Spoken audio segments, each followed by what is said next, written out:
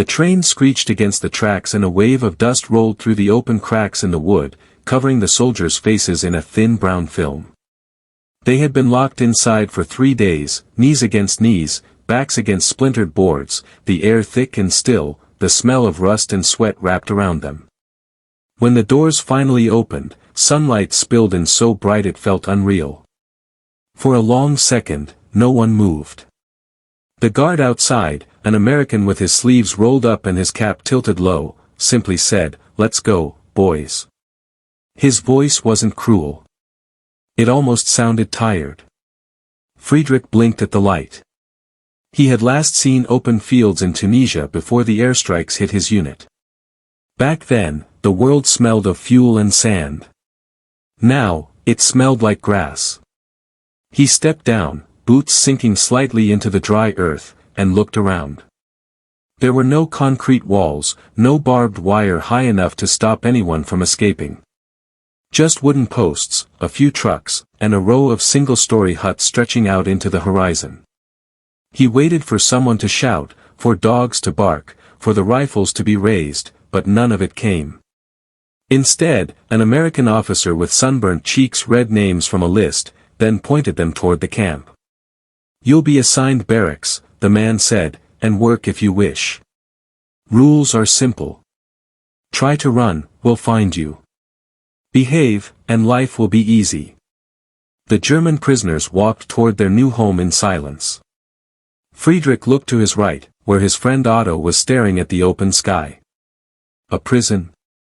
Otto muttered, "It looks more like a farm." Friedrich said nothing. He didn't trust it. Inside the barracks, the air was cool and smelled faintly of soap. Wooden bunks lined the walls, each with clean sheets. A small stove sat in the corner. It felt wrong, almost insulting, to be treated this kindly.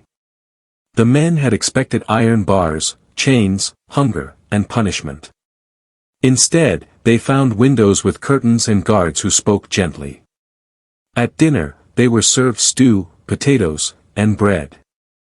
Friedrich hesitated before eating, his hand frozen halfway to his mouth. He could hear his old commander's voice in his head, warning them that the Americans were monsters. Yet here he was, being handed a plate by one of them. Across the table, Otto smirked. "If this is captivity," he whispered, "I could get used to it." The days that followed were slow and strange. In the mornings, they were given the option to work. Many volunteered, if only to escape the boredom of staring at the horizon. The prisoners were sent to nearby farms, where they picked fruit, fixed fences, and helped harvest corn. The guards didn't hover. They mostly sat under trees, chatting or smoking. Sometimes they even helped. Friedrich remembered the first day he worked in the fields. The farmer's wife brought them lemonade, the kind with ice and a slice of lemon floating inside. He had not tasted something that sweet since before the war. He looked at the guard watching from a distance and wondered if the man would punish him for drinking it too fast, but the guard only laughed. At night, the camp felt alive. Men played cards, sang softly, and some wrote letters. They were allowed to send mail home through the Red Cross. Friedrich wrote to his mother for the first time in 2 years. He told her he was alive, that he was in America, and that the people here were not what he expected. He didn't write about the nightmares or the guilt that still followed him each night, when the crickets went quiet and he could hear his own breath. Weeks passed, and the idea of escape began to fade from their minds. Technically, it was possible. The camp had no tall fences, no watchtowers bristling with guns. Beyond it stretched hundreds of miles of open land. But where would they go? They didn't speak English, they didn't know the geography, and most importantly, they had food, warmth, and a strange sense of safety here. Some of the men joked that it was the only time in their lives they didn't have to fight for anything. Friedrich's suspicion softened slowly. He began to talk to the guards, one of whom, Private Allen, was only a year older than him. They discovered they both had sisters the same age, both liked the same kind of bread, both missed home. One evening, while the men were sitting outside, Alan handed him a small loaf from the camp kitchen. "Baker, right?" Alan asked with a grin. Friedrich nodded. "Used to be," he said quietly. There was a pause, then Alan said, "You'll be again someday." The words stuck in Friedrich's head. They sounded impossible and comforting all at once. The camp changed as summer turned to autumn. The trees around it glowed gold, and the air filled with the smell of burning leaves. The prisoners began carving small toys and tools from scrap wood. They traded them for tobacco or apples from the farmers. Friedrich made tiny bread loaves from clay, detailed and perfect, just to remember what his hands used to do before the war. Then one morning, something unexpected happened. A truck arrived carrying new prisoners from another camp, men who had tried to escape. They were thin, pale, and quiet. One of them had been caught only 10 miles away. When the guards brought them inside, no one mocked or scolded them. They were simply told to wash up and rest. Friedrich noticed how different they looked, not just tired but lost. That night, as he sat outside under the stars, he realized that none of the men who had been here long even thought about running anymore. He looked beyond the fields, past the faint fence line, and felt the strange weight of freedom. He could walk, breathe, laugh, and work. He could almost forget he was a prisoner. The war felt far away, like something happening in another lifetime. Still, sometimes, when he lay in bed, he thought of home, of his mother, of the bakery windows fogged from the morning oven, of the laughter that used to echo through their small street in Hamburg. He promised himself that if he ever went back, he would never take something as simple as a warm loaf of bread for granted again. On one of those nights, as the crickets chirped and the soft hum of the generator faded, Friedrich heard Alan talking quietly outside. The guard was saying that the war might soon end, that Germany was losing fast. Friedrich didn't move. He just lay there, staring at the ceiling, unsure if he should feel relief or shame. The world was changing beyond those fields, but inside the camp, time seemed frozen. And though no bars held them, no walls rose around them, none of the men truly felt free, because freedom, they had begun to realize, was not about walking away. It was about what you carried inside. The next morning, as the sun rose over the wheat fields and light flooded through the windows, Friedrich stood by the fence and looked at the road stretching endlessly ahead. He could walk it. No one would stop him. Yet he stayed. Not out of fear, but because something in him needed to understand why kindness from the enemy felt heavier than cruelty ever did. And that was the moment the real captivity began, not of body, but of conscience. Winter came quietly to the camp. The sky grew pale and the fields outside turned brittle and brown, the last bits of corn rattling in the wind like dry bones. Frost began to settle on the windows at night, thin and silver. The prisoners woke each morning to see their breath hang in the air before it vanished, and the guards wore heavier coats, stamping their boots to keep warm. The cold made everything slower, but life inside the camp went on with an odd rhythm, like a small village that belonged to no country. Friedrich worked in the kitchen now. His hands, once used to kneading dough in his father's bakery, found comfort in routine. He woke before dawn to light the stoves, boiled water, and helped prepare bread for the camp. The guards trusted him enough to move freely around the supply sheds. Sometimes he would look out through the small window above the counter and see the world covered in frost, quiet and still, and he would think of home. Hamburg's winters were colder than this, yet somehow, they had always felt warmer. Friedrich froze. The words echoed inside his skull. He had heard rumors, whispered among the men at night, but hearing it from Alan made it real. He set the sack down slowly and said, "Then we'll go home." Alan's expression softened. "Maybe," he said, "but not right away. They'll process you first. Might take months." Friedrich nodded, staring at the floor.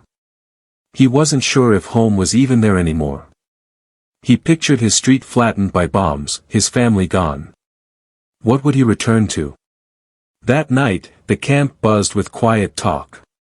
Some men were hopeful, others angry, and a few simply didn't care anymore. They had been prisoners for over a year. The camp had become a strange kind of normal. The guards trusted them, the farmers nearby relied on their work, and in return, the prisoners found something close to peace. A week later, a local newspaper reached the camp, and it carried photographs: Berlin in ruins, civilians wandering through rubble, flags changing hands. The Americans didn't hide it. They pinned the newspaper to the notice board where everyone could see. The men gathered silently around it, reading in disbelief. Otto looked at Friedrich and said, "We fought for a ghost." Friedrich didn't answer. He just stared at the picture of a soldier handing his rifle to an Allied officer, and for the first time, he felt no pride, no anger, just emptiness. Days passed, and life went on. The farmers still needed help, so the men were still sent out in small groups each morning. Friedrich continued baking, though fewer guards came to eat now that the war was nearly over. He and Alan still spoke, but their conversations had changed. Alan no longer treated him like an enemy, and Friedrich no longer felt like one. One afternoon, while walking back from the field, Friedrich noticed something that made him stop. Near the edge of the camp, two children stood by the fence, a boy and a girl, no older than 10, holding a basket. They waved shyly. Friedrich hesitated, then walked closer. The girl held up the basket. Inside were apples, small and red. She said something he didn't understand, so she pointed at the basket again and smiled. Friedrich smiled back and said, "Danke." She giggled, not knowing the word, and ran off with her brother. He stood there for a moment, holding one of the apples, its surface cold from the air. He bit into it and felt something warm stir in his chest, something like hope. As the weeks went on, more small moments like that appeared. A farmer's wife left extra bread by the fence. A guard lent a prisoner a cigarette and shared a joke. Even the sound of laughter became normal again. It was strange, almost frightening, how quickly kindness replaced hatred once the fighting stopped. But peace brought questions that no one wanted to answer. Some of the men began to fear what awaited them when they returned to Germany. They had seen photos of the destruction, heard that their families might be dead or missing, and wondered what kind of country they would return to. One night, as they sat by the stove, Otto said quietly, "I don't think I want to go back." Friedrich looked up. "You have to," he said. "We're not Americans." Otto shook his head. "Maybe not, but there's nothing left there. Here, at least, people look at us without hate." Friedrich wanted to argue, but he couldn't. He knew what Otto meant. The camp had become a strange sort of sanctuary. It wasn't home, but it was safe. There were no bombs, no propaganda, no uniforms shouting orders. Just work, food, and the sound of the wind moving through the wheat fields beyond the fence. A few weeks later, a convoy arrived carrying new officers. They read out names and informed everyone that soon, prisoners would begin being transferred back to Europe. Some men cheered. Others went silent. Friedrich's name wasn't on the first list, which brought him both relief and unease.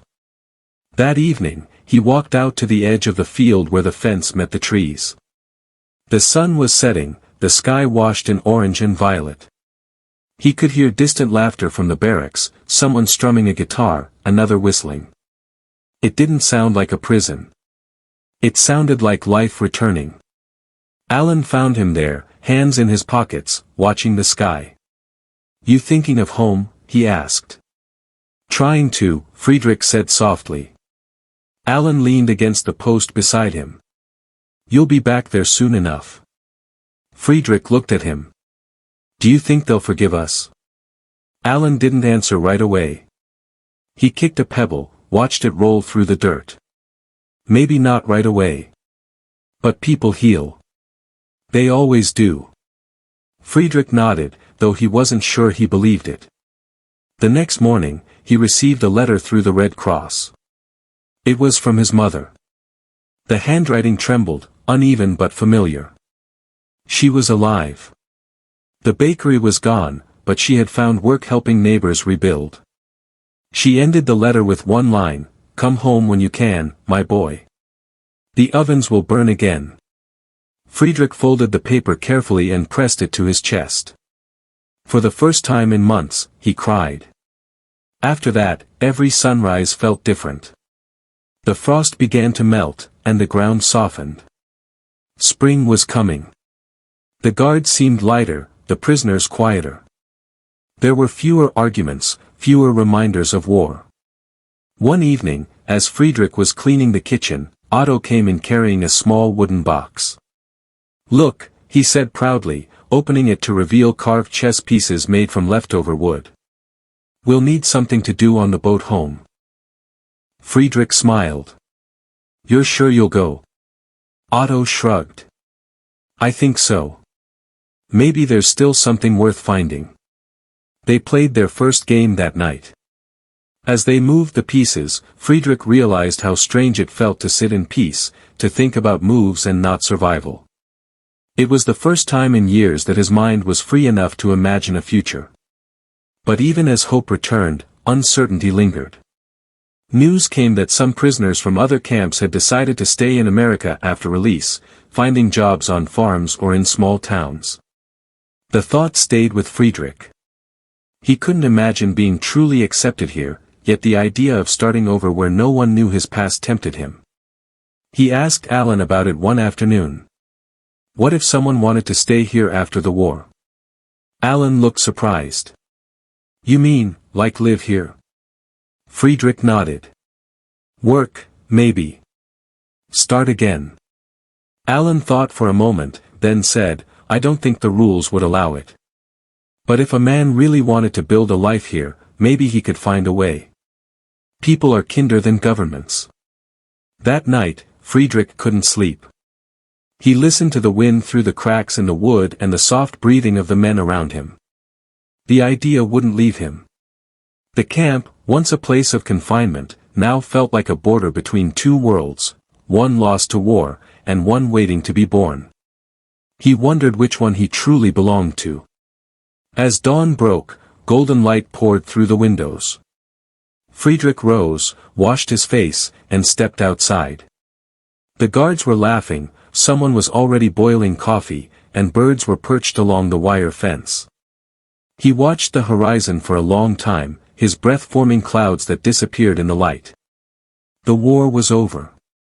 Yet for the first time, he realized peace could feel just as confusing. The camp bell rang, calling them to breakfast.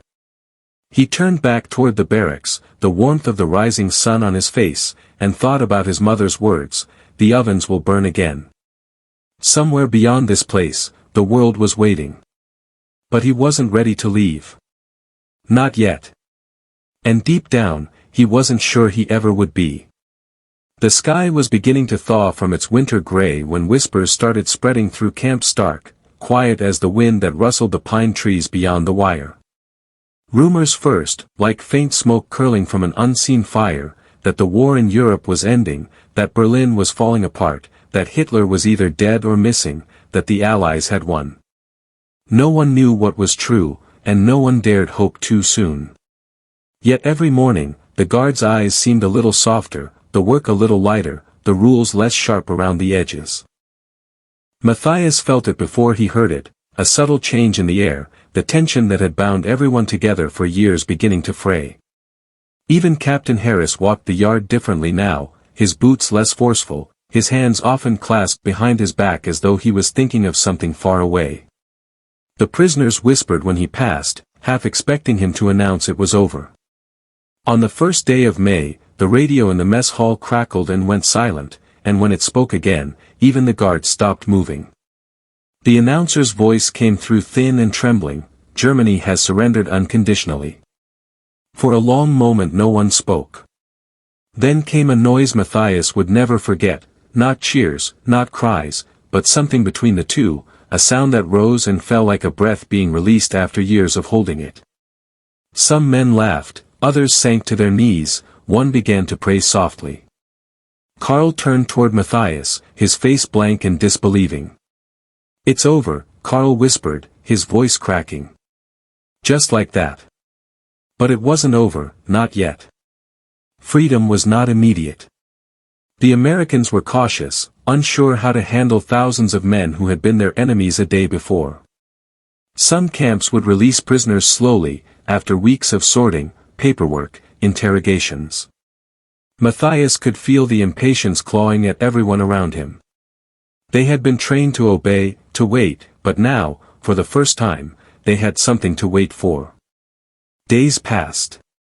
The fences were still up, the gates still locked, but the guards no longer carried their rifles with purpose. They smiled more often, shared cigarettes, even passed news clippings through the wire. Harris stopped by Matthias's workshop one evening, standing at the doorway watching him carve a small wooden bird. "You've got skill," he said quietly. Matthias nodded without looking up. "Helps pass time." Harris smiled faintly. "You won't have to pass it much longer." And that was how Matthias knew. He didn't ask when. He didn't need to. The look in Harris's eyes said everything. The war was finished, and so was this strange chapter of captivity. The next morning, as the camp stirred to life, trucks rolled in from the nearby town carrying crates of bread, tins of fruit, even bottles of milk. The guards handed them out freely, laughing as they did, and for the first time, everyone, prisoners and guards, ate together in the open. The fence no longer felt like a border, only a line that had lost its meaning. But with the end came fear. What waited for them in Germany? Home was no longer what it had been. Villages destroyed, families scattered, a country shamed and beaten. Some men rejoiced at going back, but others, like Matthias, felt an ache that had no name. He had been 19 when he left for war, now he was 23, and everything he thought he knew had been turned inside out. That night, he sat outside his barack staring at the moon.